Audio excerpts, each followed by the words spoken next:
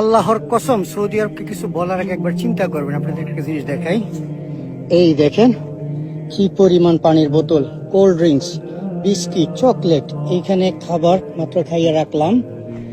ওই যে রোড সাইনটা দেখা যায়, এইখানে চলে গেছিল এক ভাই, ওইখান থেকে গাড়িটা ঘুরে এদিক দিয়ে আইসা কথা বইলা তারপরে মনে করেন আপনার এই পানির বোতল, কোল্ড ড্রিঙ্কস, চকলেট ইত্যাদি দিয়ে গেছে। ওই যে খাবার দেখতেছেন, এই খাবার দিয়ে গেছে হচ্ছে এক বাবা এক মেয়ে। ওই পথ দিয়ে আমি আসছি, কতটা দূর, প্রায় 1-2 কিলোমিটার আমার পিছনে পিছনে আইসা এই খাবারগুলি দিয়ে তারপরে চলে গেছে। যেভাবে সৌদি আরবকে পৃথিবীর মিডিয়া দেখায়, যেভাবে আমাদের অন্তরে, মুসলমানদের অন্তরে যেভাবে সৌদি আরবকে তুলে ধরছে না, আল্লাহর কসম, উপরে আল্লাহ, সৌদি আরব এরকম না।